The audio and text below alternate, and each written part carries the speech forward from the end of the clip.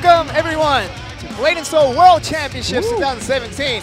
You hear the music that we always used to hear, but it's extra boomy today because we are at the City Hall Plaza. We're gonna be outside for our last match of the World. Going on to this, we had this long event going on and on for the first week, and now we're here on a Friday. And it's just wonderful to be here. My name is Joel Sylvia. Along with me is Ending Life to bring you the last day of 2017 in the blade&soul action. Yes. How are you feeling today, Ending? I feel so good. It's kind of hot, to be honest. You guys may see us squinting a little bit because the sun is right there in front of us. But yes, like Joel said, we are super excited. It doesn't matter if it's hot.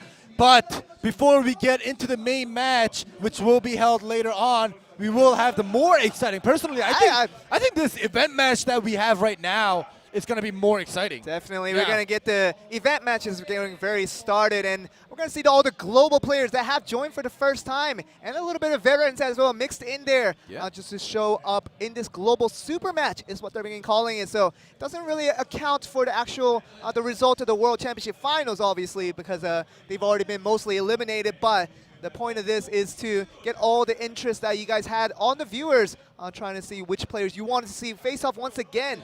We try to match that up in the best of ways and try to get those people to face off against each other. Just an exciting series of matches will be coming up pretty soon. Yeah, exactly. And like Joel said, so exciting because I'm going to give you a little bit of a spoiler. It's not really a spoiler, but in the beginning, we're going to have some mirror matches. Oh, yeah. Yeah, but I won't tell you who's coming out or which classes, but we will have some interesting mirror matches that, maybe some of you guys, waited to see these players go up against each other. The same class, top tier classes from different regions go up against each other. Oh, and before anything, I also wanted to apologize for our camera shaking a little because our camera is super far and it's super windy.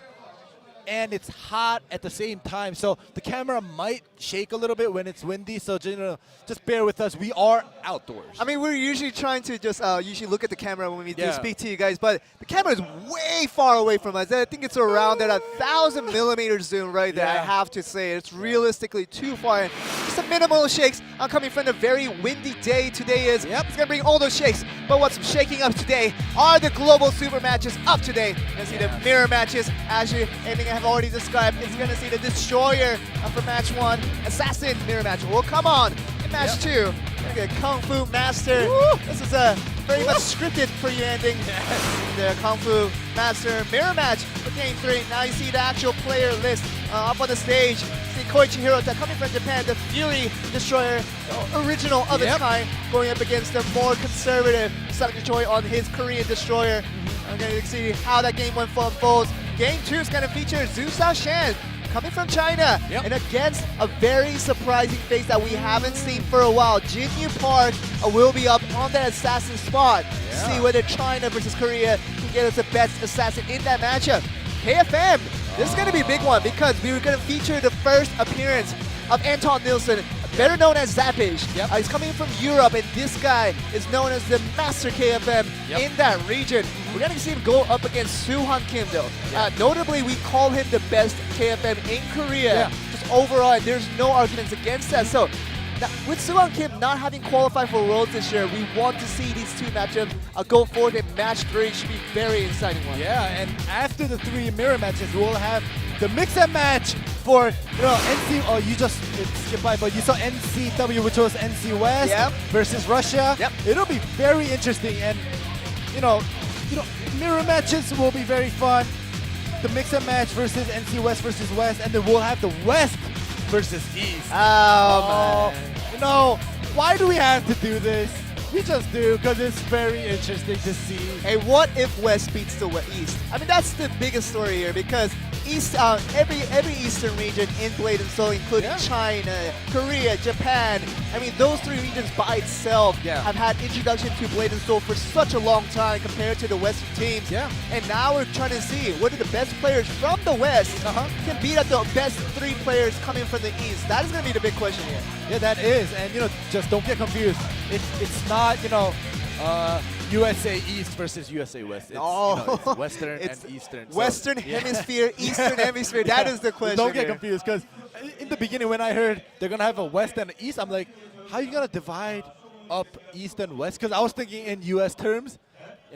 Yeah, but I saw the list. And You know what? Let's better rephrase this term. It's going to be Asia versus the world. That is what the rest of the world is going to be thinking, because you know, you have the Korean regions, the Japanese region, and the Chinese region featured in that Eastern lineup. But in the West, you're going to see mostly the NA and the EU. A little bit of Russia, I'm sure, will be mixed in there. But I'm just all out. The event match, I personally more excited about this matches than compared to just the actual finals we're going to be having in a few hours' time. But very excited to be here, ending, and just, you know, we know that we've been through a long journey to getting to this stage, and we had to go through many days of trying to just introduce these players for maybe for the first time.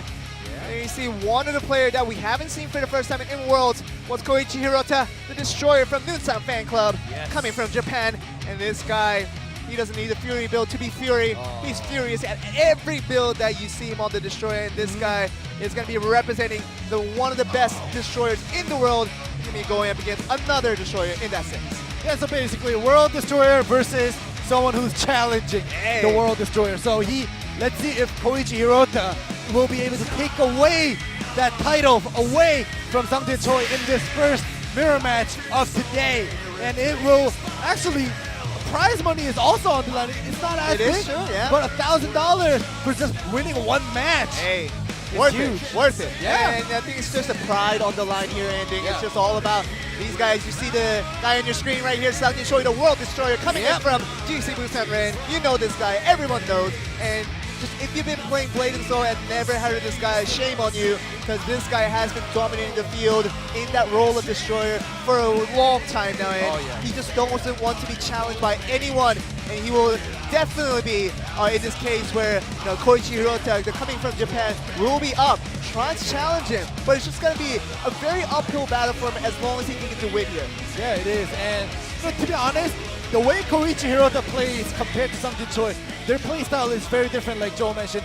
Koichi Hirota is all about the aggression, all about getting the kill.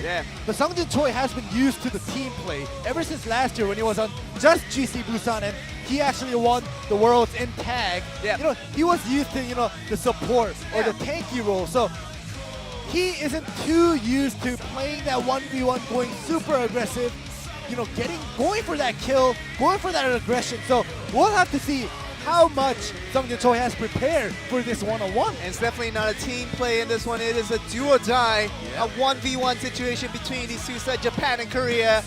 We'll be going to the match very, very soon. We're going to be seeing how, who's going to be the best Destroyer. Currently, the World Destroyer has that title. Will the challenger coming in from Koichi Hirota, will he be able to get this? We're going to go on to the game one of our event match to see who the best Destroyer is in World Championship 2017. Let's get it on.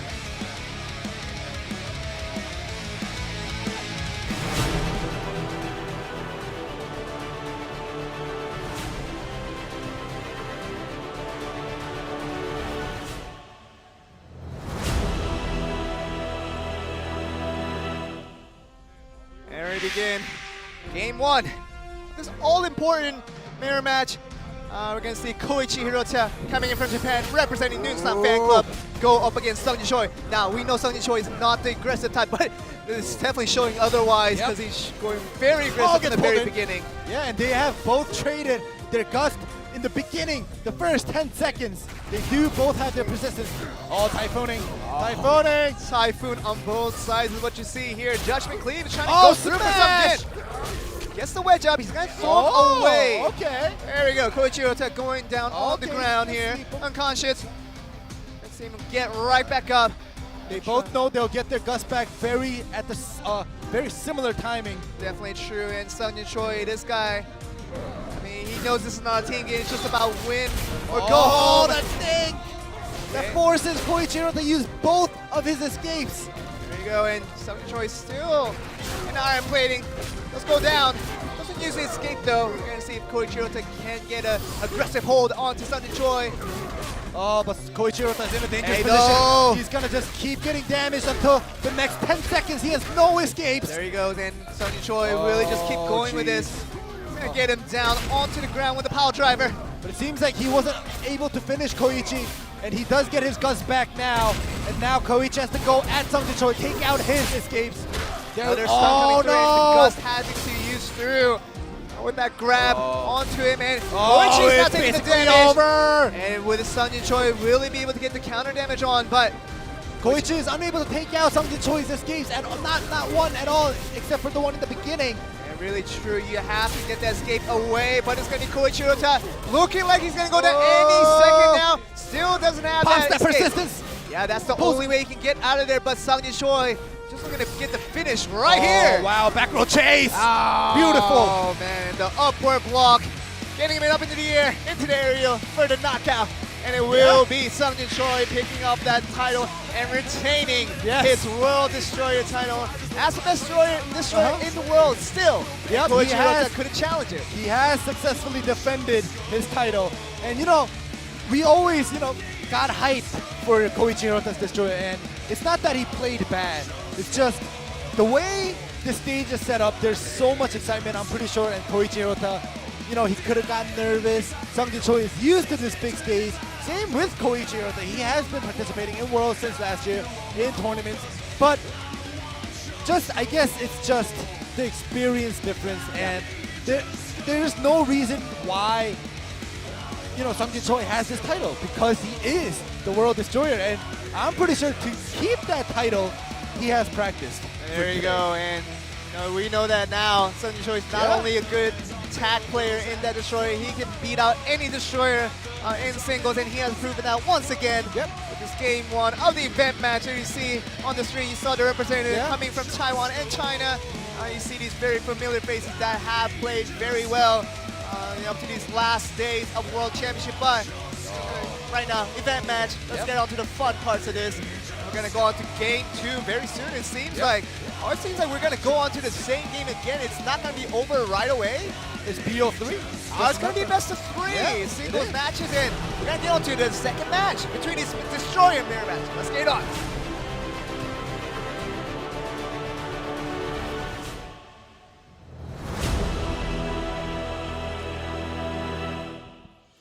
Well, it ain't over quite yet. Koichi Hirota not going down quite easily on that one. He's going to go up again once again. Sungjin Choi on that destroyer.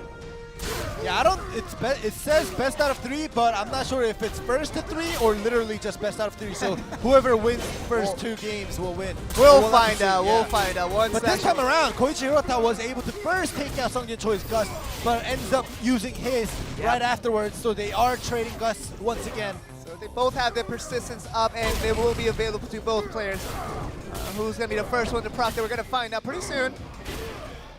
Alright, they are trading back and forth with the aerial, but now Koichi Hirota, persistence out! Yeah, Koichi Hirota is now going a little bit straightforward with this damage. Gets pulled in. Okay, now will be Sungjin Choi's turn to make the counter damage. But he gets into the aerial. Okay, just get the Gust back, Koichi Hirota, so he will be safe for the timing. But that's going to be the adjustment combo. The Eddie Cancel is real! Okay. They're both out of their escapes now for the next 17 seconds at least for Sungjin Choi. We'll see who makes that first CC land. Go with the anti-cancel with the Judgment Cleave combo. Yeah, but the stun does land onto him. Will this be over for Sungjin Choi? And there you go, Koichi Hirota. Picking up game 2. Now it is 1-1 even towards the Destroyer side. So now they both have one hand on that title for that World Destroyer. We'll see who pulls harder on the last match. And you will only become the World Destroyer if you win all the matches, and the current reigning title holder is Sungjin Choi from Korea, but for the Japanese Newsound Fan Club representative, Koichi Hirota will be able to take that title away. We're going to be finding out in the next match. We're still unsure whether this best of 3 will be ending it right here, but it's very exciting to see. There you see our good translators coming in from the Taiwanese side. They have been very helpful throughout this World Championship, and all these stats, you don't see them on the screen. You really definitely don't know what they're really going through, but they put in a lot of work just as much as everyone else did, and really making this all happen. So once again, thanks to everyone really just helping out once again. It's really been an exciting event. We're just going to go on to game 3 probably very soon, but all the credits go out to them.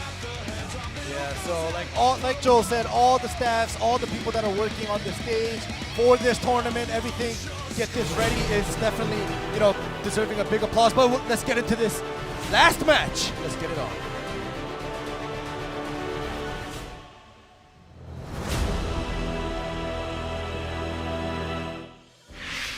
know it's just an event game, and it really isn't for much money compared to these players really earning a lot more in their pastime. But this is for these two players really just putting their title on the line, especially Sung-Jin Choi, the current holder of that World Destroyer title.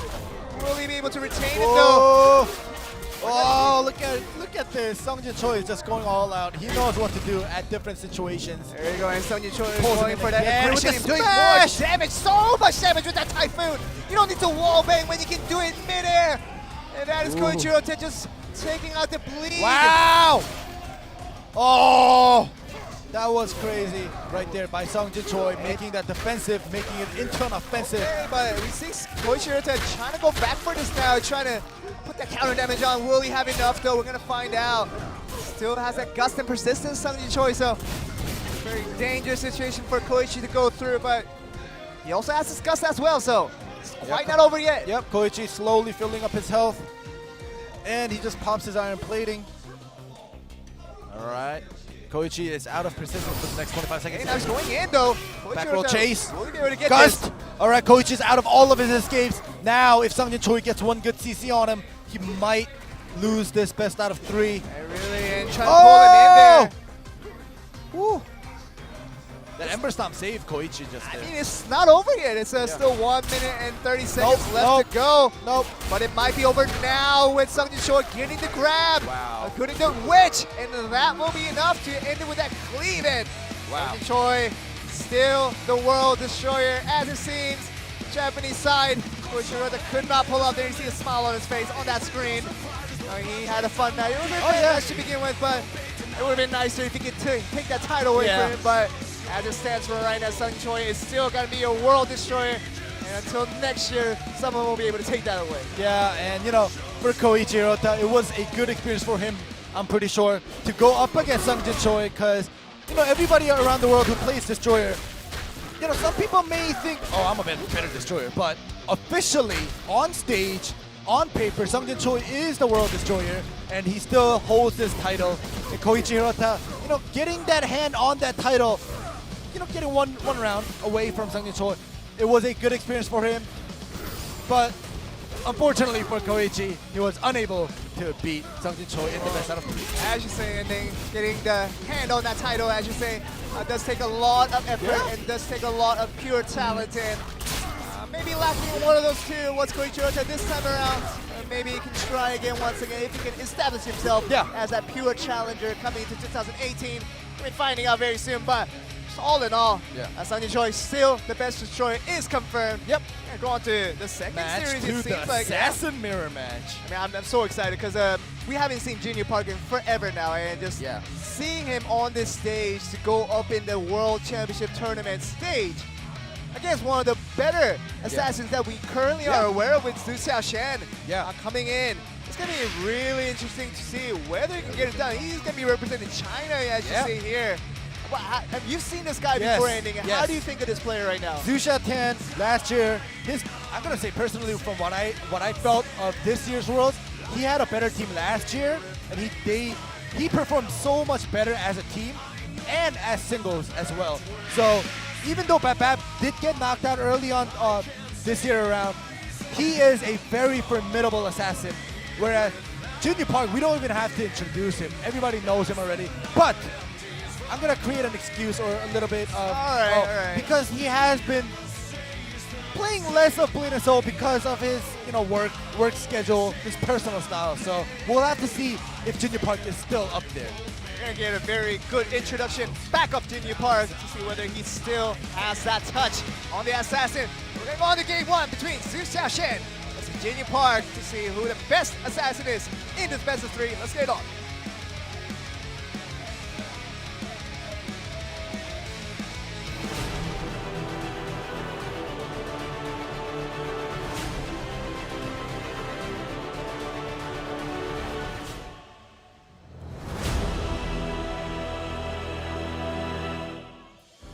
So Korea retain their title as still the owner of that best destroyer in the world. So we're gonna still see the best assassin in the world coming from Korea. Will the Chinese side bring their representative as the better one this time around? Yeah, even though Junior Park didn't participate in the Worlds with his original team, he still came here to keep that title as the Assassin. And last year in Worlds, he did a 3v1, so he wants to show that he's still a formidable assassin, even though he may kind of be rusty. Okay, now you see Junior Park having used that stealth, but goes in the aggressive end right away. See, Zhu Xiaoshan still has that stealth up. Has used the Lotus of Escape though. Be back in 15 seconds or so. Woo! Back roll chase by Zhu Xiaoshan. Wonderful chase by Zhu Xiaoshan there. Junior Park didn't know it was coming and he had to use the Lotus Escape to get out of there. All right, now Zhu Xiaoshan has both his escapes. Junior Park will get his stealth back in 5 seconds. Really need to get that out right away as soon as he gets back. Another stun coming through. He has to use the stealth though. He keeps it for now. All right, he keeps it. They're playing mind games. When you see a CC land, they have to decide whether to use their escape or to save it. Oh, still saves it though. He's gonna pay anything from that. HP bar is pretty equal on both sides right now. Oh, he's throwing his bombard to see what moves he'll make. Oh, Junior Park making his move! He does have the stealth, he needs to get out. Oh! He doesn't even use the stealth and still gets the loss in Junior Park.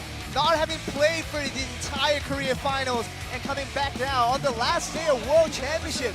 Picks out a one win against one of the better assassins that we are aware of. Yeah, that was just like Junior Park's like, I know if I put another CC in you, you're gonna stealth out. So I'm gonna just burst you down with that one CC that I have. So you just saw that crazy burst that he decided to do rather than just continue with his usual assassin combo. And we saw right there, Junior Park still showing his touch. Still got it, boys, and really he's just making it count. Maybe he doesn't need to find a new job, he just needs to continue to play Blade. So it's a hopeful for everyone watching here today, but including these guys coming from China. You see Bab, who's done particularly well on the first day of World Championship, but they were unfortunately knocked out very early in the stage, despite how well they did. But here they are back again, just with smiles once again, because there's no more pressure going on to this. But I think we're gonna move on to game 2. We didn't get to see the replay, did we? I don't think so, but we're gonna go to game 2. I think we might be ready right for that, but we're getting the replay music, I should say, and it kind of reminds you of that. But how do you see the first match, going into the second match? Well, well, we're not gonna go watch the replay. I just got word from my headset, but we are gonna, move on to our second set of the best out of 3. I mean, but just thinking about it all together, Junior Park, will he still have that touch going forward? All these change in music, doesn't really know where we're going for, but I think we're gonna go on to right now to game 2 of this best of 3. Let's get it on.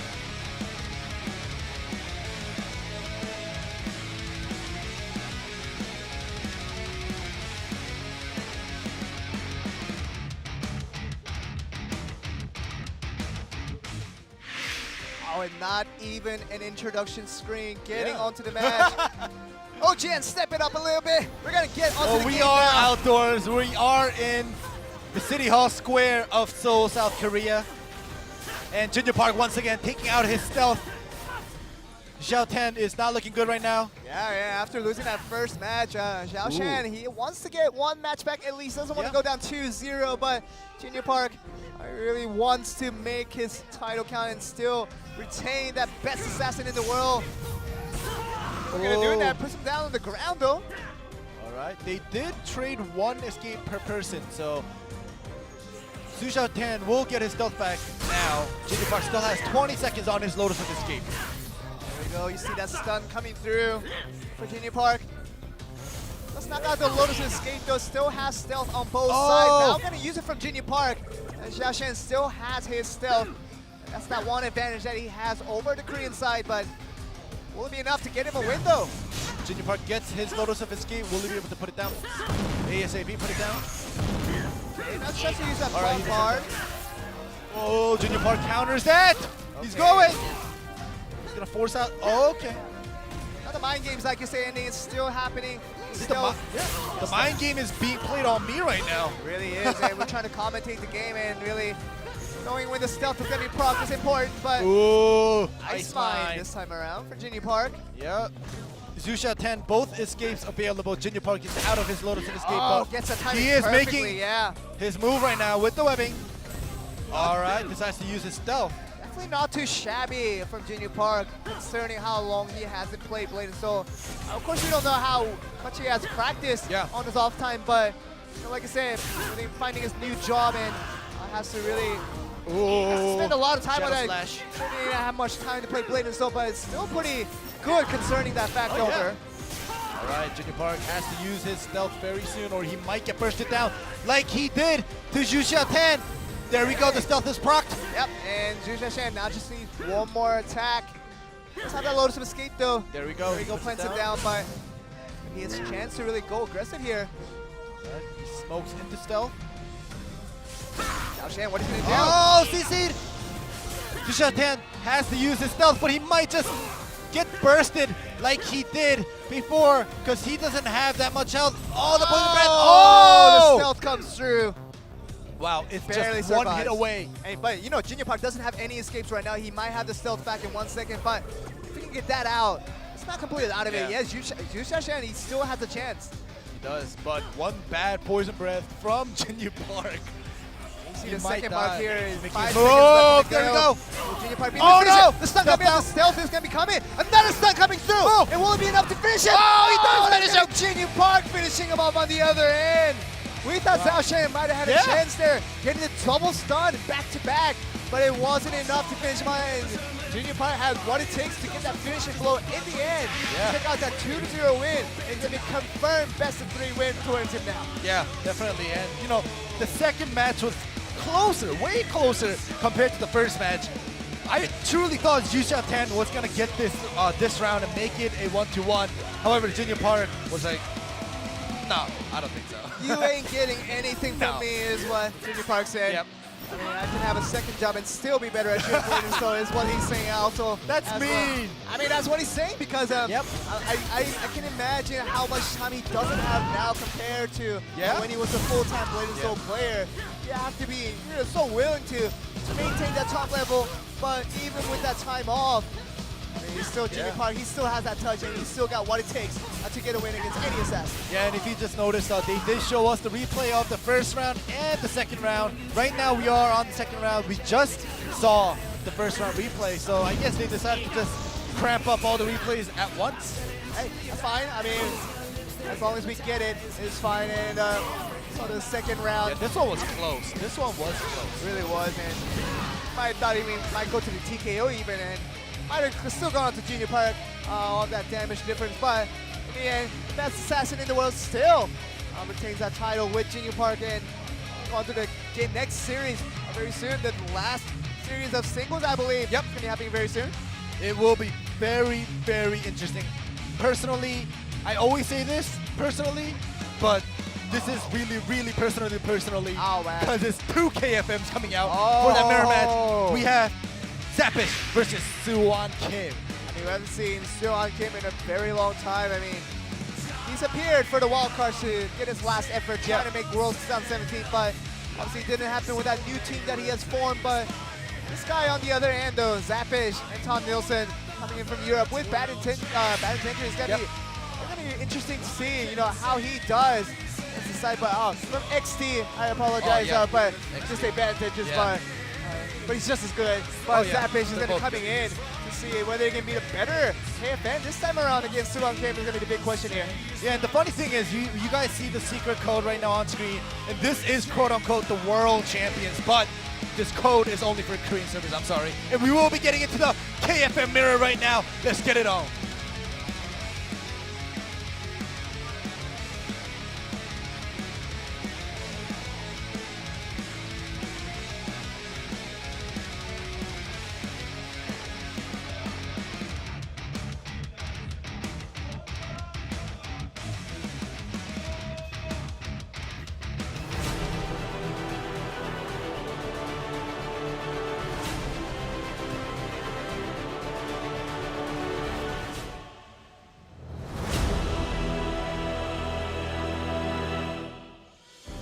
There we are.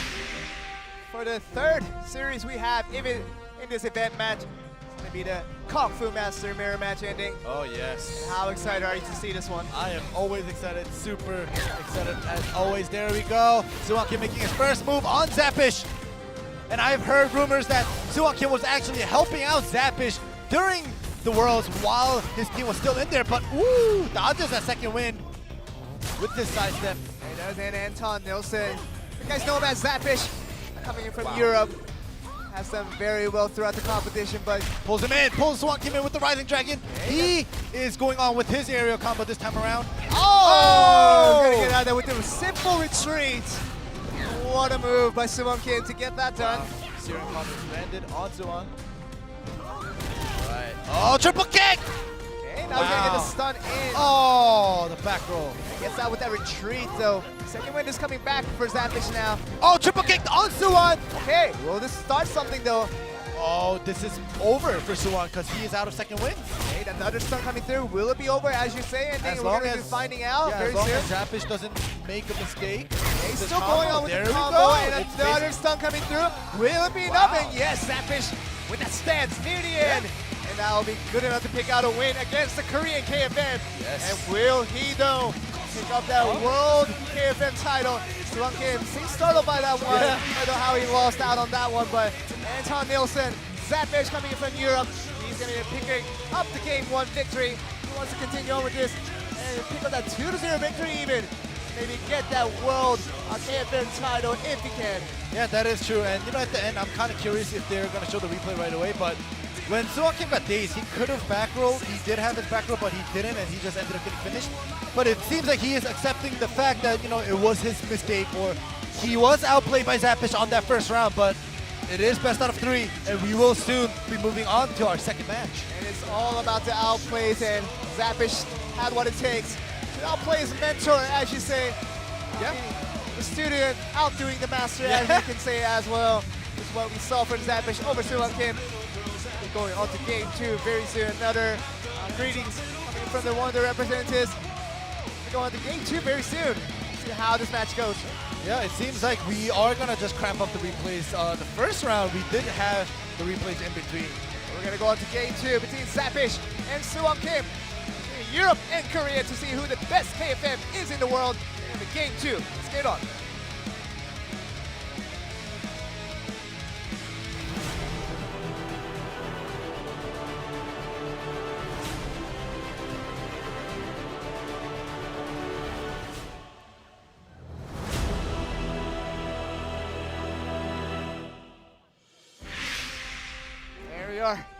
Mirror match. Kung Fu Master is what you see on the screen. And it is what we see on the screen as well as we get Zappish after that first victory win of that Game 1. We can continue to just blow this out in a 2-0 victory. We're still on Kim. Pick up a game, make it even. Oh, Rising Dragon starting it off. Zappish starting his combo. Hey, will this continue though? It might be going up to the second area most likely. There's a lot of damage coming through from Zappish. Tab, back roll. Oh, and that chase. Another stun coming through. Tremor. Second win. There we go. Finally, the second win. Has to. Oh, Suwon Kim is in a pinch. He might just lose 2-0. Wow. Will the best KFM coming from Europe, will it be the best KFM in the world? We're finding out very soon. So there we go with the searing palm in between. He's gonna wait. He's gonna wait for more CCs to come out to use his tab escape. Zappish, he has to get that timing correct. The second win is still back roll chase. Oh, there we go. Second win. Back roll chase with the common strike. It is over. For Suwon Kim. And that's going to be good. Enough to first Zappish to get that title as the best KFM in the world. There you see the smiles coming in from the Zappish. Europe representative beats out the Korean representative, and it is good enough to get that title as the best Kung Fu Master in the world. Zappish is the holder of that title. Congrats to Zappish. And, you know, like I mentioned before, Zappish, you deserve it. I was told that Suwon Kim was actually coaching Zappish for the tournament before, and now Zappish, the student, ends up beating the sensei. I mean, who are you to coach now? Yeah. You don't get to coach me anymore. I get to coach you next season. Yep. And that's why Anton on the Zappish, he's going to be calling out. Give him a little phone call there. Next season, you just come to get coached by me because I am the best KFM, and you are the second best, and that's what we got as a result here. Yep, this is the result. There, people may say, you know, who someone is better than someone, but on paper right now, for now, we have Zappish, the KFM, as the world KFM. There we go, Zappish. See a very clean finish once again. And that is good enough to get that second victory. That clinches out this best of 3 for him. Zappish over Sung Kim gets the win, and now he's going to be looking for the next year's challenger once we do come back for 2018 World Championship. See who his next challenger is, but now everyone must be scared now to play that KFM to go up against him. Yeah, and Sung Kim is actually walking past us right now. You don't see it, but he seems mesmerized. He's like, wow, he improved very fast in a very short time. He's saying bye to the Korean casters. They're saying bye to in many different ways. Yeah. So bye to your saying goodbye. Bye to your career as well. Just joking on that one. Not his career. Just Come on. That was a little Don't harsh. troll him, Oh, Joel. gosh. But now for our next matchup, we will have NC West versus Russia. For now, the reason we mixed up NC West is because they're all here until October. Yeah. But Russia, we had the 2 Russian teams, but unfortunately one of the Russian teams had to go back earlier, so we only have 1 Russian team left. So we'll just have this whole Russian team together. So we'll have the Russian versus the NC West. But you know what, and this all makes it more significant in the fact that can one region beat out the representatives from 2 entire regions? We'll see if NC West mixed up their players well enough to beat a team. Because, team composition, teamwork is also very important. We're going to be going on to this very, very soon, I assume. We're going to be going with the mix and match, I would think. I'm going with the NC West versus Russia. See how game 1 and game 2 unfolds. I think we're going to go on to best of 4, though. Just going into this series, it's probably not going to be a best of 7. See how the event match brings up in that result, but NC West has now Ryuki and Senna from Bad Intentions, and also a Sun Shower coming in from North America as well. We're going against the entire side of R&B Gaming coming from Russia. So just one team can defeat our 2 independent regions. We'll be finding out very soon. It's going to be very interesting because, like I mentioned before, even though NC West probably picked out what they think are the best player for the compositions, but the Russian team, the R&B Gaming, they're a team. They've been playing as a team throughout Worlds and even before Worlds, doing their regional, so their teamwork is intact. But for NC West team, how much practice they had coming into this event match will be the deciding factor of who the victor is. Now we know that Bad Intentions couldn't make it to the semifinals, whereas R&B Gaming did.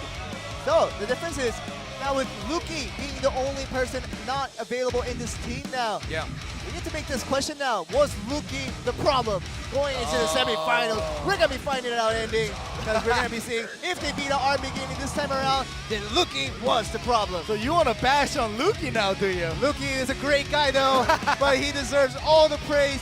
But we're going to be seeing whether that question will come to an answer.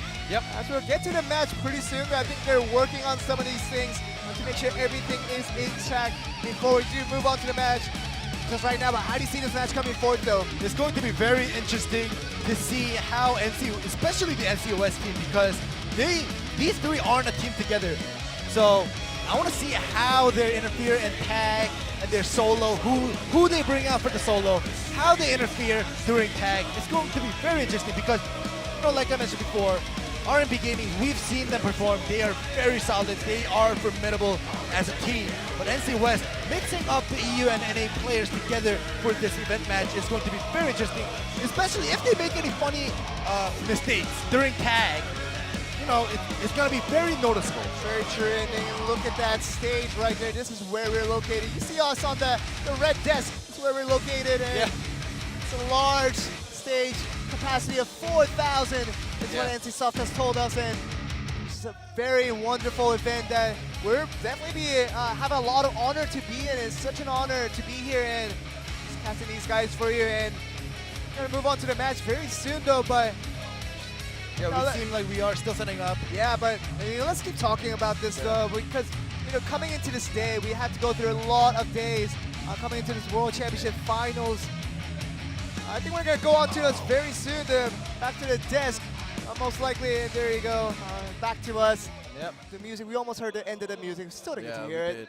But we did have to swap out all 6 players from the singles mirror match and then put in new 6 players. So they're gonna get their settings set up. And from what I've heard, every player gets their own custom ID. Okay. So they have to log into it. And some of the players, if they wanted, they can customize their character to. Oh. Rather than just randomizing it, Yeah. they actually could customize it to what they like, what they're used to seeing at their home, what they're on their account. I mean, I don't know anything. Creating my first character for Blade and Soul took me 2 hours to make with all their appearance tweaks, such details, but hope they don't take 2 hours to make this one. Guy character or girl character? It was a guy character to begin with, but then I had questions whether I should make a girl character, but I didn't do it. So you can judge me all you want ending, but didn't make a girl character. All right, I've finished judging you in my head. But anyways, yeah, like you mentioned, we did have to. We need all 6 players to log into their own custom accounts, have no problems, change their sensitivity every time we switch players because, like you gamers, if you play any games, not only Blade and Soul, any games on a computer, you have to get your settings ready. And also, I also wanted to, I don't know if I should mention it, but the player told me to get it out there for you viewers, just in case you see some of the players perform not as well as they used to because they don't get to actually use all of their settings and all of their gears, per se, for the event match because they wanted to get it moving super fast as they possibly can because we do have a lot of matches for the event match before we have to make the time for our main event at the end. So some of the players actually did ask us as a favor to tell you guys that if you guys do see some bad performances, bear with them, not us, bear with them because they may not be playing with their full comfort zone, full environment settings for their best potential.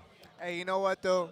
To get them back into the comfort zone, we just want to have to move out of Korea and get into these Western regions for the next World Championship. It's going to be the dream coming through, but see a lot of fans out in the crowd. See all this cheers coming through. You see, GC Buzna Blue, as you see here, these Korean spelling. Maxim.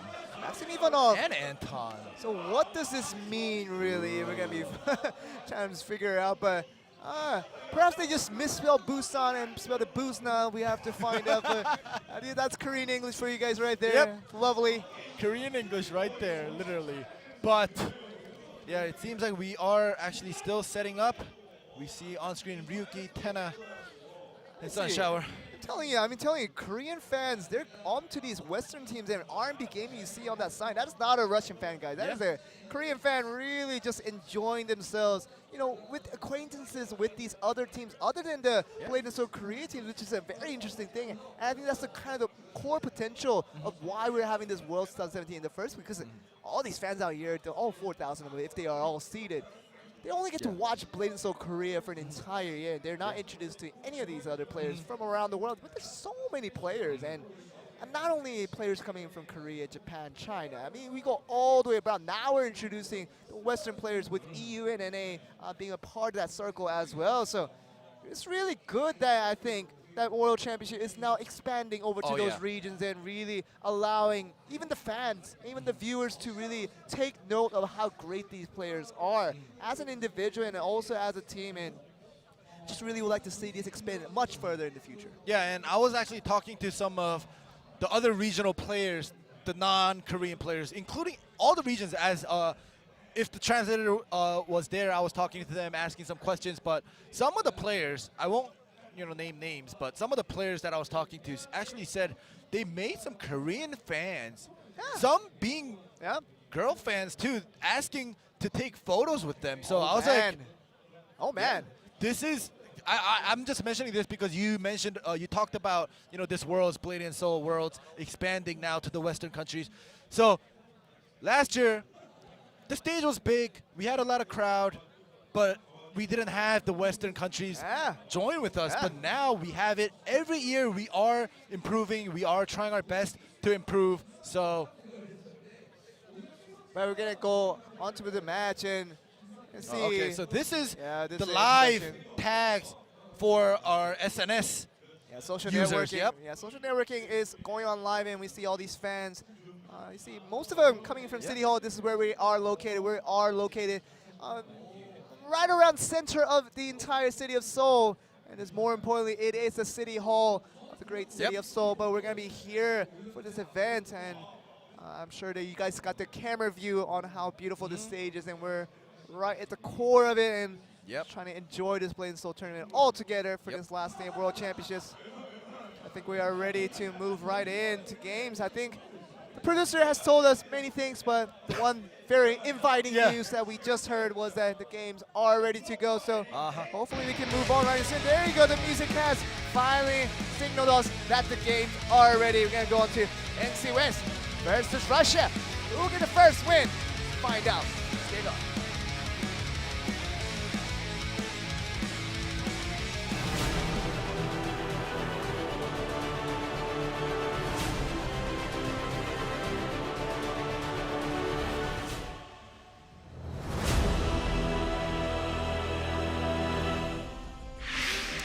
We see Tenna making the first lineup for NANEU. Now United. It's going to be against Asha Bogasov. Oh, into the aerial. Warlock coming through. And he hasn't even used his leech yet. Oh my goodness. You don't need a stun putting damage with the Warlock. Artem is mad. He's coming back at him, punishing Tenna for getting him into the aerial. And making his way. Okay, he's trying to put the poke damage up, gets into another area with the time distortion. He's going to make his offensive, and maybe his last move to finish off Artem! And very fast. I mean, this guy... Tenna's like, come on. Woo! That's that flavor in the end. And there you see Tenna. We got Arthur, he's like, oh, come on. Shimogo-san, and he's been a spectacular. I mean, everybody has been really complimenting his place. Definitely putting it at the top of the best summoner out there in World Stunts, bar none. And everybody, even the Korean caster, have complimented him so much over how well he's performed on that class throughout this World Stunts 17. Remember, R&B Gaming was one of the last few teams who did make it to the semifinals, and they were the only non-Asian team to make it to the semifinals. That was a big accomplishment in itself, and so Arsha Bogasov being the center of that attention. Already lost out game one. Great tournament that he has so far. Yeah, and I'm very happy because, like you mentioned before, the Korean casters even acknowledge Artem's summoner, because we do see a couple of summoner players out there here and there. But I'm gonna be honest, Artem's summoner is better than Yoon Jae-jung's summoner. I definitely have to agree. Not just because of how he performed this year, but I've seen Yoon Jae-jung's summoner last year as well, and the previous years, and I've only seen Artem summoner this year. Yeah. And I could already tell that the way he plays his summoner is way more compact compared to the way Yoon Jae-jung plays his summoner overall. So I think we're going right onto the match very soon. I think we're going to make the second appearance. We're going to be finding out. No visuals to tell us who's going to be coming out, but we're going to be finding out with you guys to see who's going to be coming out. It's game 2 between NC West and Russia. Skate on.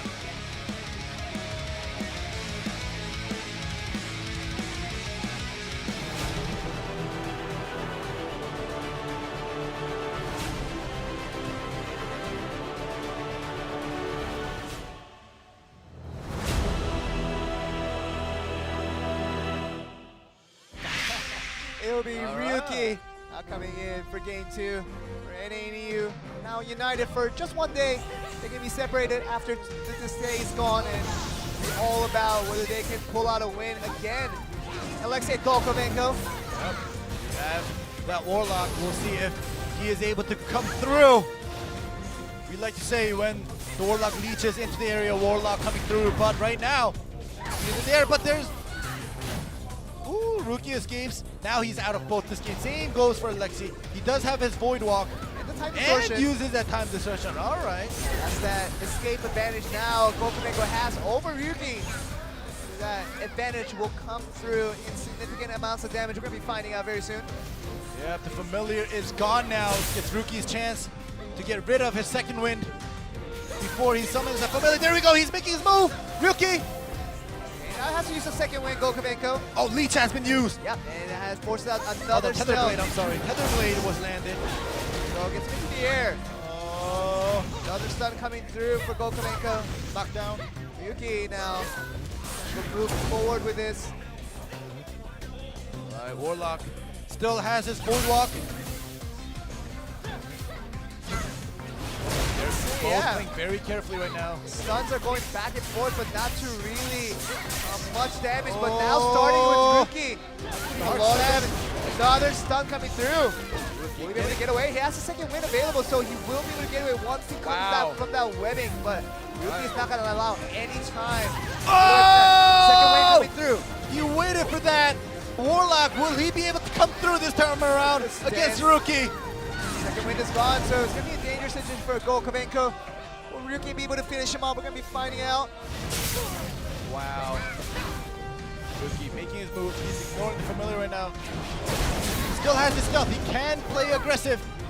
I wonder if he has a time distortion coming back very soon, because he will might need it. There we go. As we say that. Let's get all of his escapes back. Shackled. All right, takes him out. All right. Stealth used.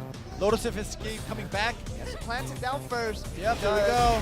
Oh, he is stunned into the area, but another stun there we coming go. through. That's going to be the blade. Yeah, that's the Lotus of escape being proc by Ryuki. 30 seconds left. In terms of damage, we don't know who's going to be the winner here with a little bit of healing that Ryuki has done.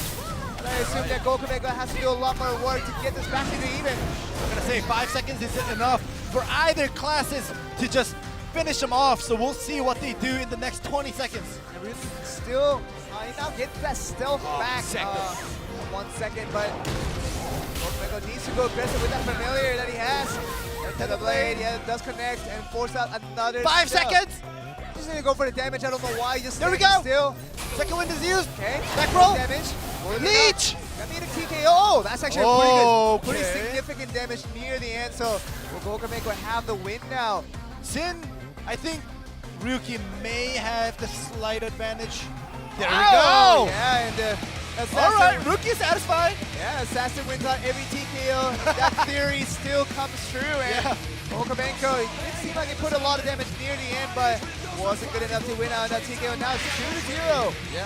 Coming towards NC West, so we know that combination between the little bit of Europe and a little bit of NA does formulate into a good equation. And we see a 2-0 victory right now coming in. Let's see whether they can finish it off though, game 3. Yeah, I'm going to hold it to that because we've only seen singles so far, and if, EU and NA getting mixed up is a good composition, we'll have to see in this third match, and if NC West team wins this, your word comes true. But if Russia beats them, it'll tie it up 2-2. And we'll actually get the answer to that question, whether Luki was the difference maker. We're going to see game 3 without Luki on bad intentions. Basically just Sun Shower filling in for that spot, but how does that composition work out? We're going to be finding out. R&B Gaming just representing Russia now. They look very worried. I mean, this is not a very serious match to begin with. It's an event match, but you see Gokovenko after losing game 2 seems a little worried. And move on to game 3, where the 3 Russians combined can pull out the synergy to get the win here and get it back to even 2-2. Yeah, it's going to be very interesting. Just for you guys who came in late, it's going to be best out of 4. The first team to reach 3 or more points will win. And NC West team right now currently has 2 points, whereas Russia has 0. But if they take this tag away from NC West team, they will tie it up 2-2. And just NC West team winning 2 singles to get 2 points will all just go to waste. And this music is new. I mean, we're just getting to later positive music that we haven't heard before. Yeah, we never got this far before. I hope we get to the end of the music with that last note. But it seems like that's just telling us that the game is taking a little bit longer to load up going into this match. But you see the NC West side very ready to just take a 4-0 sweep against the Russian side. But like I said, to be unfair, it's just R&B Gaming and not the entire region of Russia being represented. Yeah. I would say the best 3 players are from R&B Gaming, but 2-0 down right now. They have to get a win back in game 3 to make it even at 2-2. We're finding out whether we're going to get to the end of the music here to see how long our loading time will be. How do you see this going through? I just want to talk, since we have some downtime, I just want to talk about, this. Okay, I was going to talk about something, but it seems like we are ready for our next matchup. We're going to be ready to get to game 3 between NC West and Russia. See who gets the final 2 points. This tag match. Get on.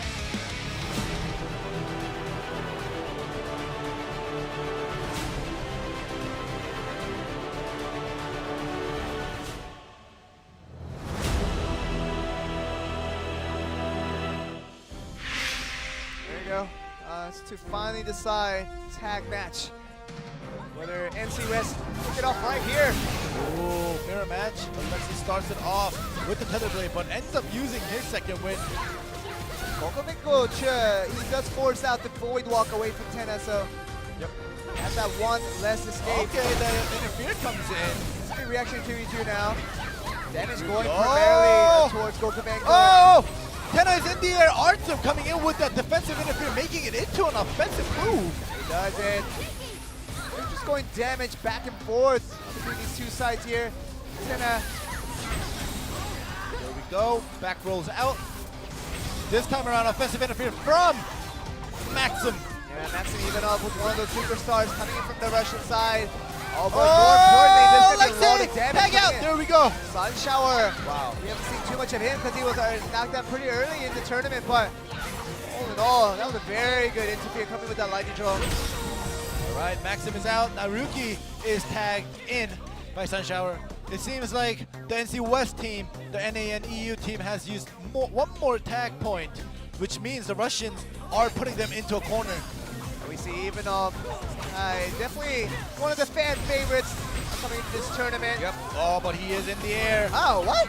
Kokominko got knocked away. He got KO'd. Yep. That for bad that. interfere. Yeah. That's what you get. He was able to tag out before with the slightest of health, but he interfered in and just ended up dying. He got focused. That was very good. Well played on NC West team's part. See Sun Shower going pretty aggressive there. Oh!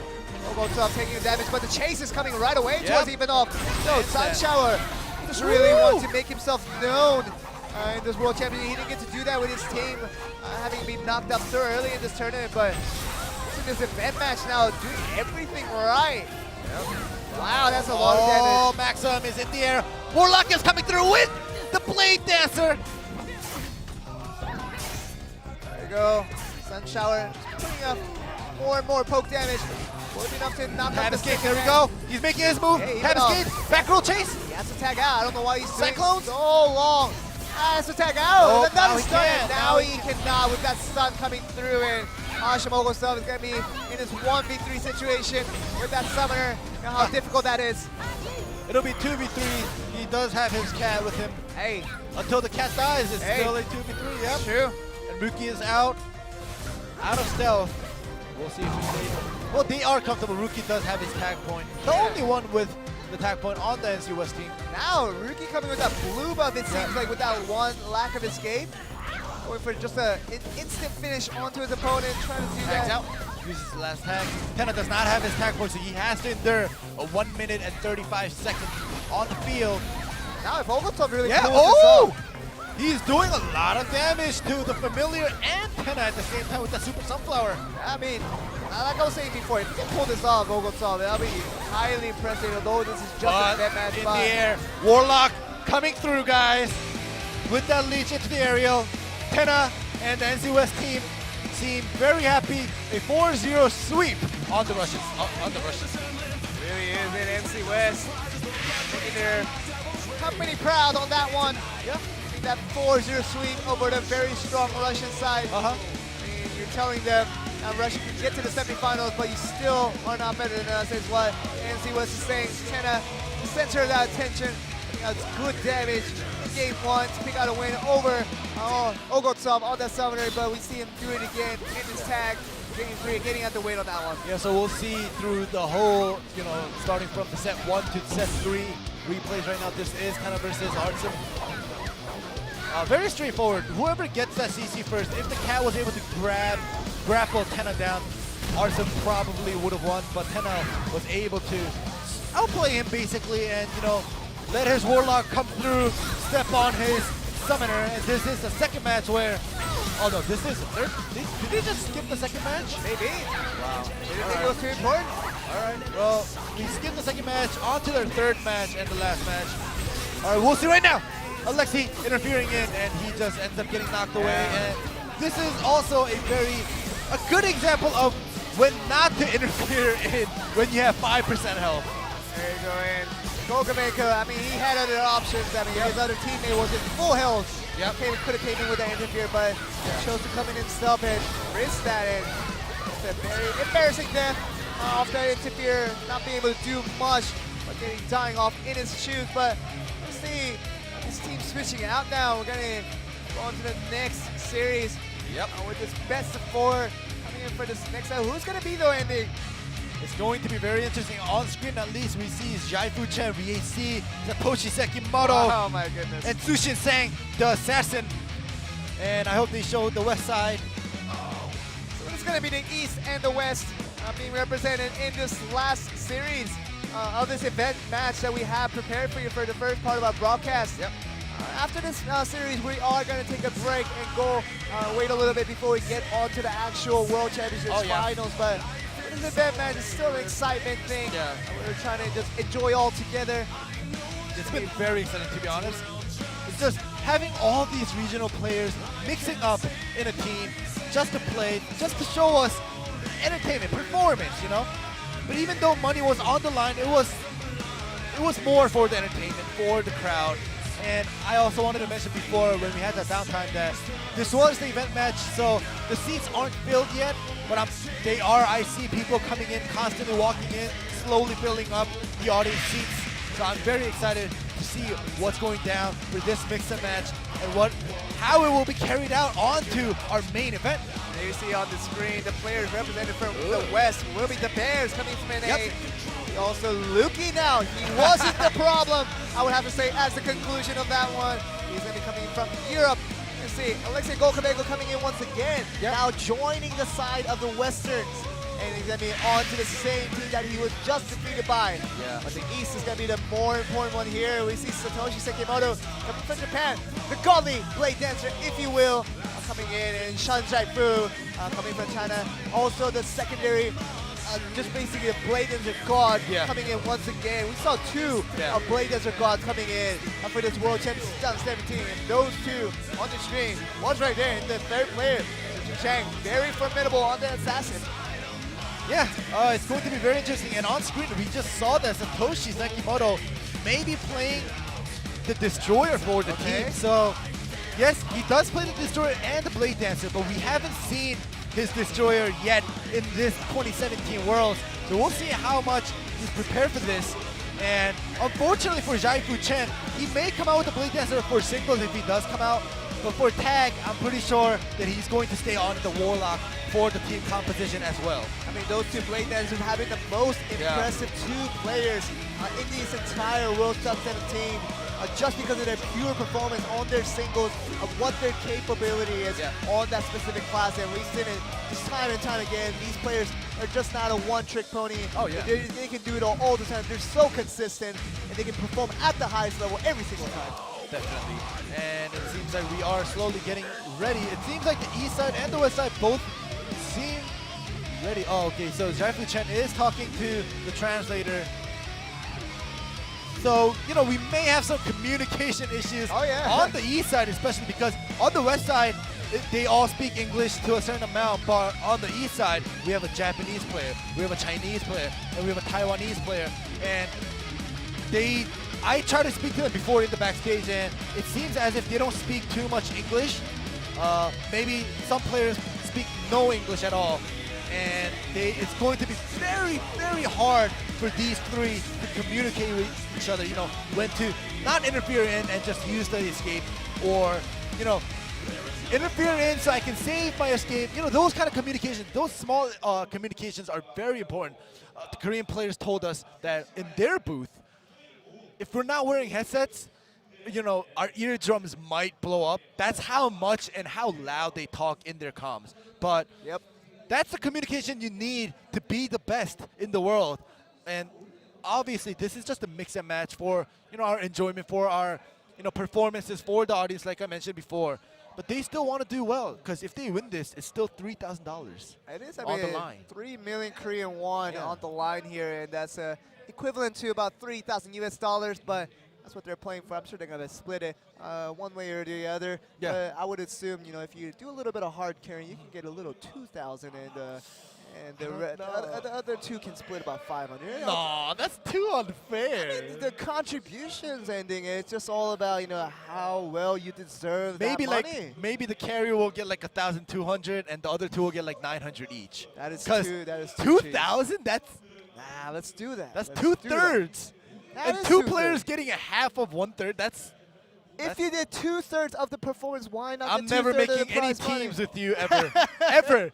Like if in the future you're making a team for something and we end up having to split something, I'm not being on your team. And just know, guys, that you, Ending Life and I will be a great caster duo, but we'll never create an esports team altogether because the prize money will be an issue between the two of us. Definitely. But you know, like I said, Ace is a very. We might just have to play for it. I never know. I'm not arguing here. I mean, that's the thing. We might just have to play for it. But yeah, on screen we actually showing the venue. You guys saw the stage. You are seeing the audience, and as I said, there are constantly people walking in, and we are outdoors in the Seoul City Hall square. So in the background, you guys may notice when the cameraman flashes, the audience. The buses going by, we see the traffic, we see the Seoul City, the main traffic. This is one of the most crowded places in Korea. So I wish they showed more of the city view rather than us. Show less of us. Yeah, less of us. You guys see us too much, and no matter how much you enjoy it, I mean, you just can't get tired of it. And there you go. They're really granting our wishes and showing a little more of really the heart of Seoul here, City Hall. All the governmental and politics are being held here. Most of the important decisions being made for this country. So this isn't the hot place to chill. It's basically like Joe mentioned. It is the business part of Seoul, Korea. So that's why it's like busy. So if you want to compare it, it's kind of since I'm from the States, I want to just compare it to like maybe New York, where the Wall Street and all those business. Because I'm from there, I only know that part, so I can only make comparisons from what I've experienced. And you were trying to make comparisons to entertainment being not New York. Actually, no, that doesn't mean. All right, let's say Wall Street. Let's say Wall Street. Street's a fair comparison. So you see a lot of suits in Wall Street. Same thing goes for this Seoul City Square or this area. You'll see a lot of suits, more of the businessmen, businesswomen walking back and forth, very busy, going to their workstations or their corporate jobs, but finally, it seems like we are ready for our match. In addition to, while we're still on screen, you see us squinting quite a bit. Oh, yeah. We're going extra Asian for you guys today. I mean, if it wasn't Asian enough for both of us to cast English for you guys all the time, we're going to be going out to game one and see who's going to be going up in a win with the West versus the East. Straight up.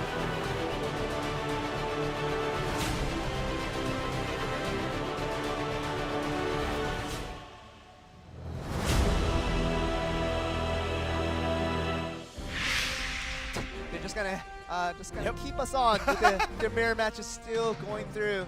The Bears looking for the assassin versus Susan Chang from Taiwan. Yep, we have the assassin mirror match. Basically, they just created their own assassin mirror match since they were unable to participate in the official assassin mirror match that we had earlier on. We'll see who will come out the victor. Here we see the Bears forced to get the Lotus Escape out from Sushi Chang, and now he's going to use his own stealth, and the retreat will be going as well. They are trading, but Sushi Chang is getting the better part of the deal right now. The Bears taking some damage from that bombard close shave combo. Another one. The Bears really needs to find an answer from this. This is where the East does not lag, because communication has nothing to do with singles, and you can just perform well by yourself. Wow! Wow. Sushin Chang, I'm going to be honest. That's outplayed. He outplayed him, but we were kind of bashing on him because for his team, on his Taiwanese team, he was losing all his singles, and he only performed well during tag. But in this mixed match, he is playing very well, and even though it's singles, he actually, got his win percent up. It was a very much a dominating win. It was a very sure win, and it didn't seem like the Bears had any chance to go against one. Practically, Sushi Chang was full health for most of the game, even until the end of the game, where he did come out as the victor. But the Bears, it is for fun. Once again, just a reminder that this doesn't really count for a lot. going into your position in Worlds, but it's all about having fun. But the Bears, I mean, we have to talk about the struggle that he had, and he did pick it up near the end, where his team did get eliminated in the end, but they've been up and down, and just all in all, this guy's an exciting guy, just a very fun guy to talk to, and we wish to see him in the next participation in Worlds, but Game 1 does go over to Susie Chang, over from Taiwan. Exactly, so the East gets 1 point, and for our second matchup, if I got the information correct, we'll have Alexei Gorkovenko on the Warlock versus Jaifu Chen's Blade Dancer for singles. The only place we can see Jaifu Chen's Blade Dancer is the singles. We're going to be going on to Game 2. I think we're ready. No more breaks. We're heading on to this. We're going on to Game 2 between the West and the East. Alexei Gorkovenko versus Shan Jaifu. It's going to be heading right your way. Straight on.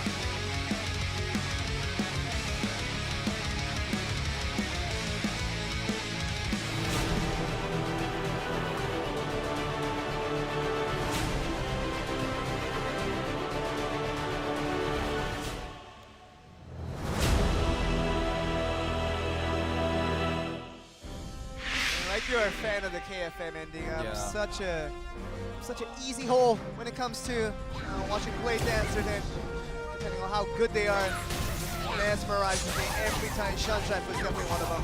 Yeah, already forcing Alexei to use his escape. Look at that! Look at that! So much. He does not care. I mean, Gorkovenko doesn't have time to move around with that. Yeah, if he's able to beat Shan Jaifu, that will be amazing, but we'll have to see that time social, but he's in the air. Perfect aerial on that one, really. Now we know Shan Jaifu, he's a guy that doesn't like to go for the conventional combos. See him going very creative. There we go with the mana grip. He doesn't even use his lightning draw. He doesn't need it. Another aerial. This is Shan Jaifu. Doesn't give you a split second. Oh, there we go with the lightning draw. That's probably the most conventional combo that we've seen ever from him. I mean, when you think he's going to go unconventional and then he goes to conventional combo, that is unconventional right there. that is reverse psychology right there. Another aerial into the crash. We rarely see any Korean Blade Dancers going with the crash when you put your opponent in the air, but Jaifu Chen just look at that. There's no room to move around. He doesn't get just a good 2 seconds left on the field, and Gorkovenko, he needs some time to breathe, man. Yeah, I was just gonna say, give Alexei a second to breathe. And now he's just giving him time to breathe. Again, Jaifu Chen probably heard of the lightning draw coming in. Another blade landed, but Jaifu Chen hasn't used his escape yet. Now he does. Oh yeah, finally, yes. Finally. I mean, we're just kind of... I'm just enjoying this event match with both of their performances. Just gazing at all of really the skill potential of Shan Jaifu is just amazing. And every time this guy has impressed over and over again, does the same once again. It's Alexei Gorkovenko from Russia, but West most likely going down to 2-0. Lost deficit now. Seeing the final results here. Time distortion. Alexei might have to make his move soon. There's only 40 seconds left. Jaifu Chen did heal up. He did take some damage, but overall, Alexei definitely took more damage. Yeah, definitely. It's not so hard to observe that, and 30 seconds is what both players now have. Shan Jaifu is going to be very comfortable with the situation, but Gorkovenko has to look for counter damage, but has to use the second one once again, and really, what are you supposed to do in this situation when you just can't go in? Jaifu Chen still does have his lightning draw. He might want to make his one last move before that timer ends. 10 seconds left. Both of them will make their move very soon. Does have a sum of HP, and Gorkovenko. Go! Shan Jaifu might not be able to finish him off, but Uli though. Who escapes? So he's gonna go to TKO now. Okay.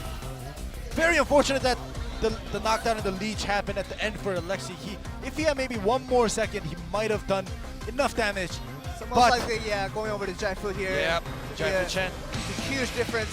A 16,000 damage difference from 37,000. That's a lot of difference already. And Gorkovenko feels bad, man. He's lost every game that he played in this event match. Feels bad, man. It does feel bad, but I'm just going to say Jaifu Chen is just, I think he may be one of the best solo or single player in the world. Regardless of class. Yeah, regardless of class, regardless of any players. I don't know. I want Zhaifu Chen to go up against maybe one of those damn Choi's assassin maybe, or any other, whatever you guys consider the best, whoever you guys consider the best solo player in the world. I want Zhaifu Chen to go up against him because I'm not taking his side. It's just the way he performs. I'm gonna have to say he may just well be one of the best players in singles. And you say that, ending, but having casted blade&soul Korea for almost a year now, I mean, we've gone through every single player that was considered the best at their field, but we haven't seen a player like Sean Jaifu, and I really could just make the prediction that no Korean player can beat this guy 1v1, and that is quite a statement to say. Yeah, but Jaifu Chen is just amazing. I've become his fan just because of 2017. Yes. He did perform well last year, but he wasn't this noticeable last year. He was good. He had a better team. He made it up pretty far. I'm not saying he performed bad last year, but this year he's just shining. But we are gonna be going into our third set now for our tag. And are we 2-0 for East right now? And you see the staff coming from the NC West. NC West staff right there on screen. But we will be going into our third set like I mentioned before. If the East side wins, it will be a 4-0 sweep on the East side this time around. This is where the West gets their advantage with the communication. Yep. We don't have any barriers when it comes to languages, but with this Taiwan, China, and Japan mix-up, whether the language barrier will be the downfall of the team. We're going to be finding out in this game 3. Let's get on to this tag match between the East and the West. East currently 2-0. Good luck.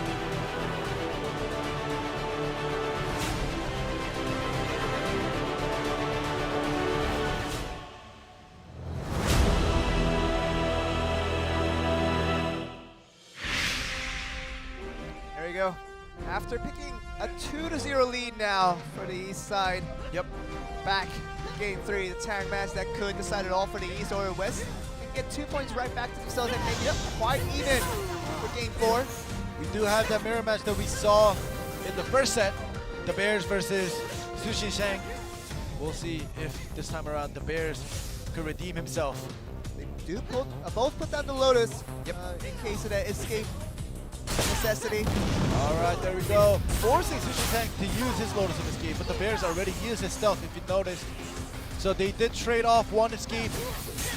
And another stun coming through. There's a Lotus escape being clocked right there for both sides. Defensive interference coming in from Alexi. Time distortion. Get all that escape back. Stealth and Lotus will be back in form. Yeah, the East side actually also interfered in, but made nothing out of it. No reason for them to interfere in. Maybe this is the problem with the language barrier, the communications. We'll have to see as the match moves on. Yeah, we're going to be seeing a lot more of that because, again, they obviously understood tag. Yeah.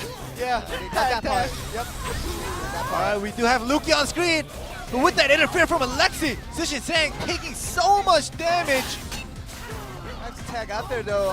Sushi pretty low on health. Maybe he wants to buy it that 22 seconds because he has both his escapes, but he's taking a lot of damage. Yeah, and he's still looking to stay on and trying to put as much effort as he can. Chunjaipa comes back. Now he's on the Warlock. Yep. We actually see no Blade Dancer considering the fact that we have both Jaifu Chen and Satoshi Sekimoto. Yeah. We see no Blade Dancer. That is a complete surprise. Oh, Jaifu Chen Warlock coming through with the leech into the aerial. So much damage that defensive interferer had to come in and then still tag out. Okameko now trying to replicate what Chunjaipa there, right there, but need a little bit of help to get that done. The Bears comes in as Satoshi Sekimoto comes in for that destroyer. I don't know about his teammate. Yep. Typhoon wallbang. Oh, the leech again. Jaifu Chen is actually getting punished for it. Oh,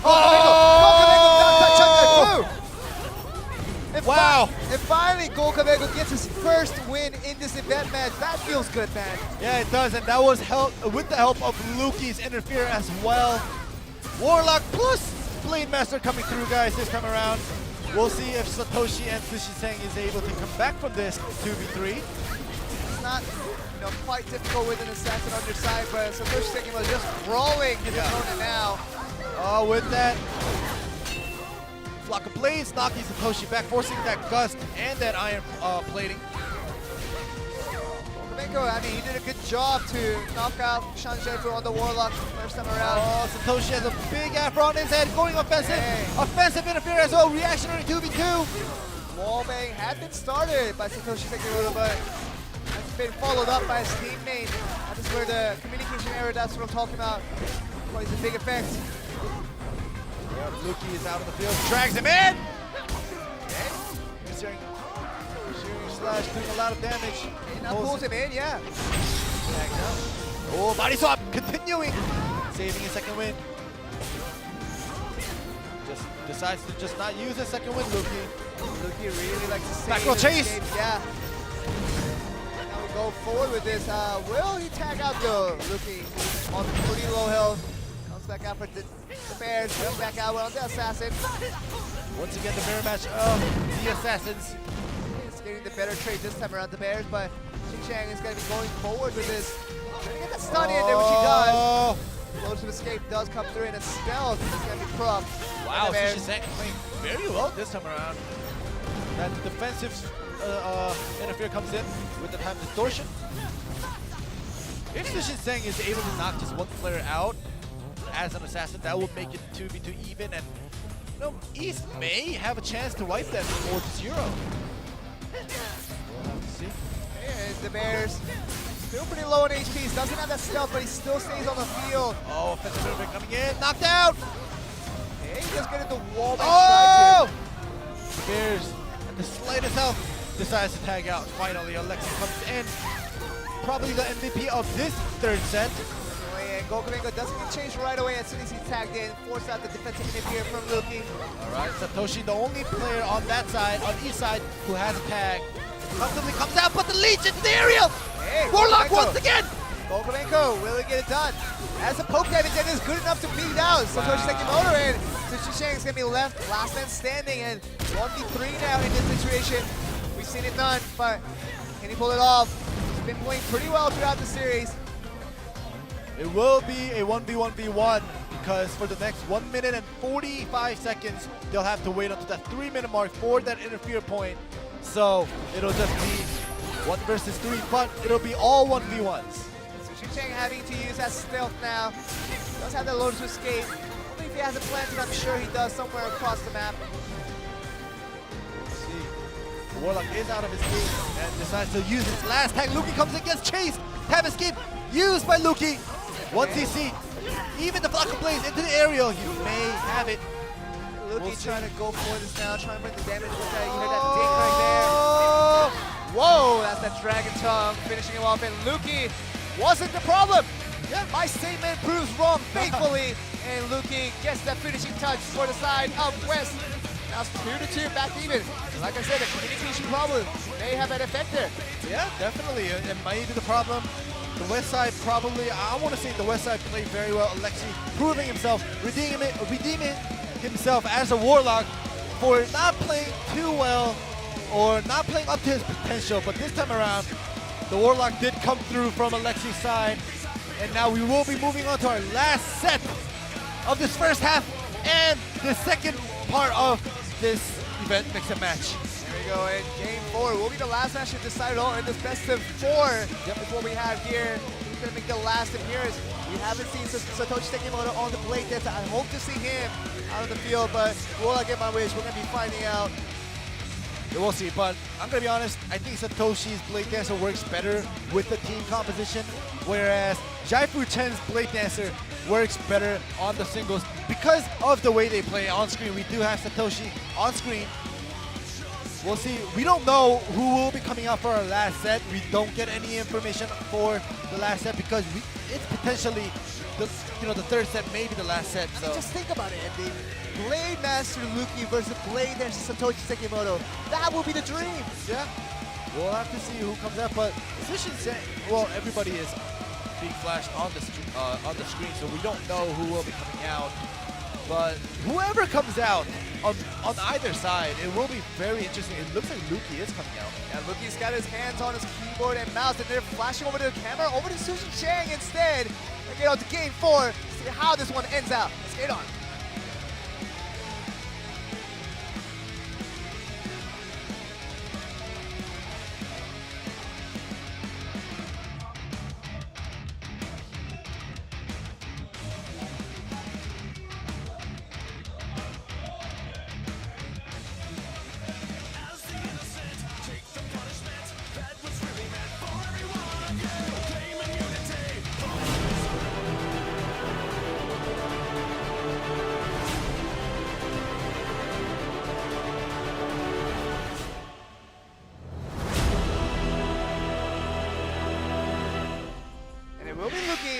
Sushi Sheng, as we did see on that screen.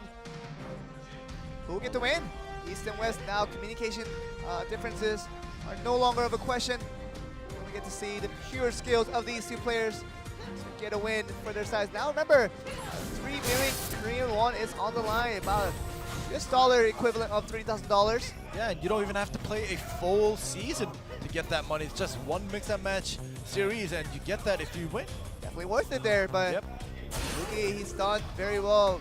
One of the biggest reasons why they won that game 3. Ooh. Sushi making his move. Luki out of block plates. Okay. Alright, gets webbed. Alright, tab escape is also used. Not able to land that tab escape knockback on Sushi Sang. Luki out of both escapes now. Sushi Sheng will have his stealth available now as we speak. Oh, there we go with the butterfly. Venom Swarm lands on him. How many times do we see an assassin using a Venom Swarm? Well, against the Blade Master, it's very useful, but now Luki. Alright, back rolls out. Not chased.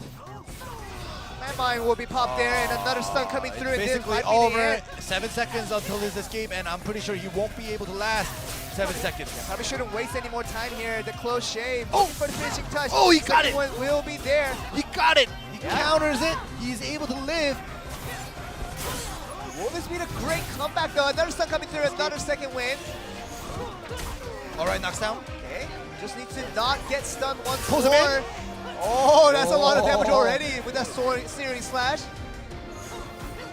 Oh, he can do it. He can definitely do it, Luki. Yeah, this is definitely possible. Sushi Sang does have his stealth, but Luki, wow, being able to live and doing that much damage. Oh, body swap. Hey, body swap into the stun here. That might be enough damage though. Sushi Sheng gets the win, and the entire side of East looks very happy about that win. You see the high fives going all around. As the East still outdoes the West in this Blade and Soul scene, and currently the West, they showed a lot of good efforts winning out in that tag, but couldn't get it done through all 3 singles, and it ended up being East. The Eastern Hemisphere still the top of Blade and Soul. We'll have to see how that changes for next year. Yeah, and regardless of that communication barrier, they were able to, it was close for losing that tag. And you know, that communication barrier, I'm pretty sure it had to do something with that loss on that tag match, but in their singles, they've won all 3 of their singles and able to take this victory away from the West side. And it was very interesting to see both teams go duke it out and able to win. You know, the West winning the tag and the East side winning the singles. It just shows maybe the experience difference. Just the fact that the Asian countries had this Blade and Soul a little bit earlier. Maybe not a little bit, a lot earlier compared to the Western side.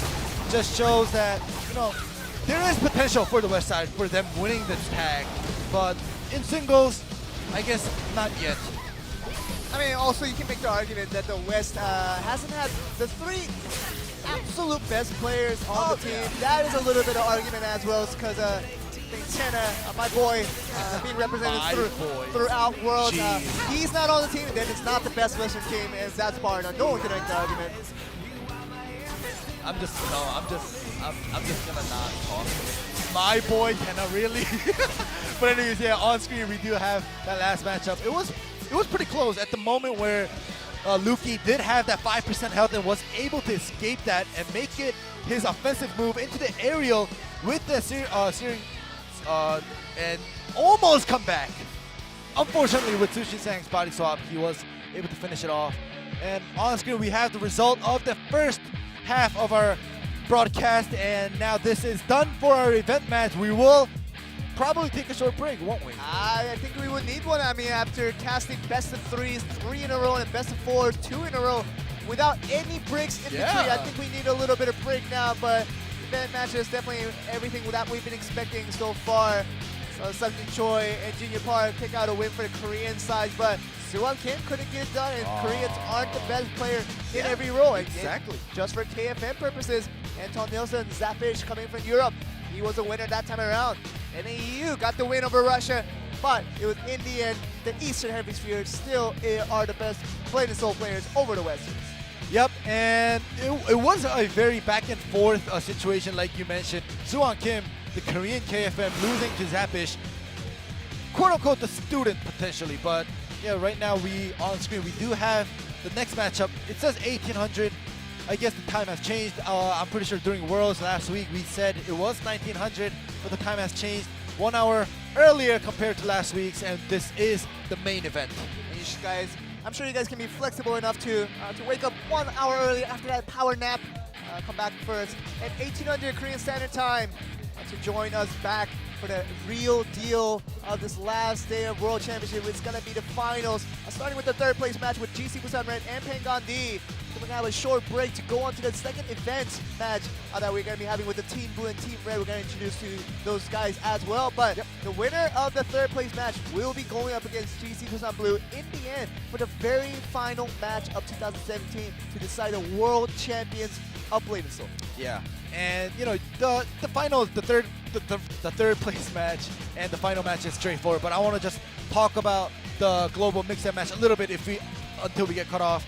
It's going to be very interesting because the team blue versus team red is going to have 5 players on each side. Okay. So it's going to be a little bit different from what we're used to seeing, having 3 players on each side and having the 2 singles and the tag. Maybe we'll see a 5v5. They don't have a client for that yet, okay. but yeah, nice try. But anyways, yeah, we have 5 players on each side, and from what I've heard, each player you'll get to see all 5 players eventually, but each players will play 1 single, and set 2, another player will come out, and if the 2 players that play the singles will have to sit out for the tag for our third set. So by the time we see our third set, we'll see all 5 players, and if it's tied by then we'll see, a +1 player come out for that last set. But it's going to be very interesting having a 5-man. I mean, the second event match will be coming up right after we do begin. The actual finals will come through at 1800 Korean Standard Time. So, hope you guys enjoy the event matches. This is Joe Sylvia along with Andy Lake. We'll be back for the actual finals of World 2017 coming right back up. So, take a break.